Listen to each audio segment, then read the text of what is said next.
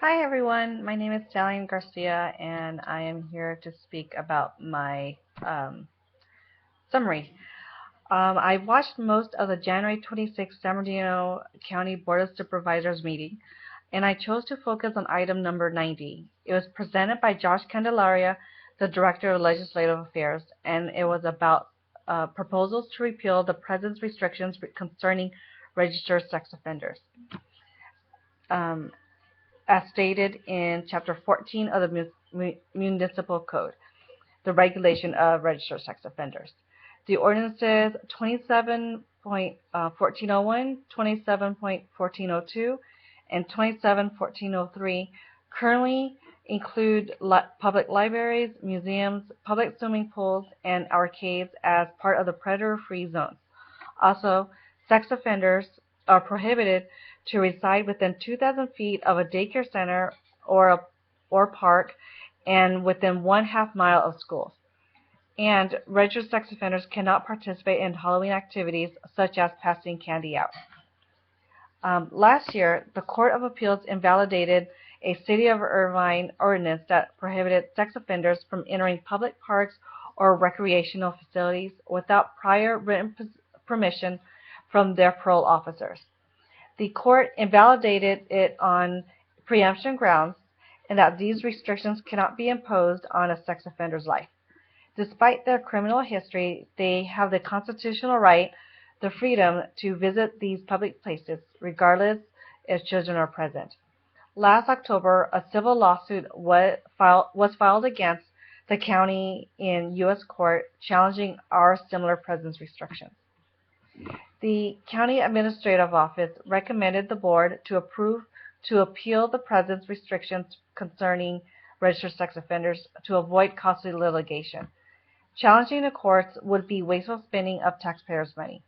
Because of the decision made by the appeals court with the City of Irvine and by preemption, the county would lose the challenge automatically. The revised ordinance would get rid of the presence restriction language, like restricting them from entering arcades. But it also increased the residence restrictions, including they would be prohibited from residing within 2,640 feet instead of 2,000 feet. Chairman Ramos stressed how control needs to be returned to the county. He said they should be the ones to protect the most vulnerable in San Bernardino County. Supervisor Janice Rutherford said that their hands were legally tied, and in fairness to the taxpayers, we have to consider this. Supervisor Josie Gonzalez, also stressed how judicial rulings take away their local control. She said, "We have to meet the interests of our people.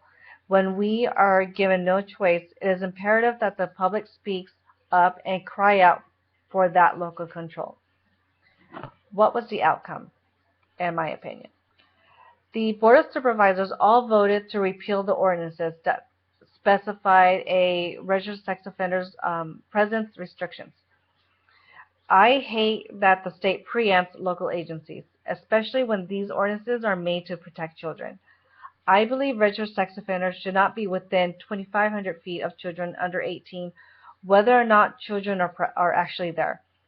Places like parks, libraries, and amusement parks are frequented by children, so registered sex offenders should just stay away from them, even if there are no children present.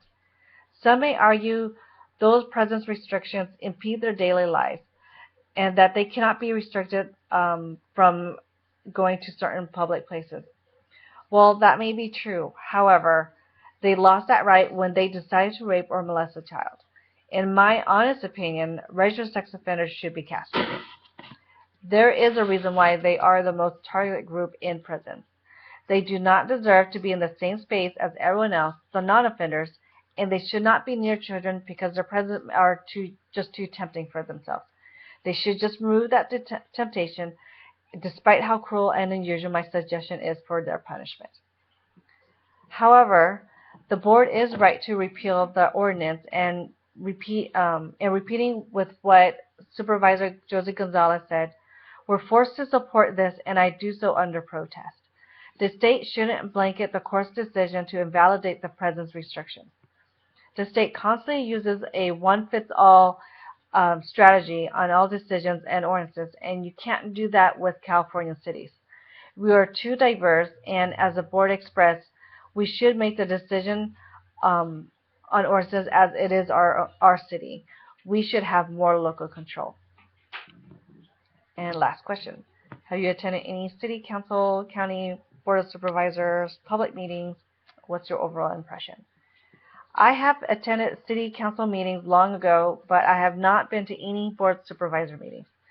The meeting that I had watched was much more interesting than city council meetings because of the public commentators. They are usually very vocal and passionate.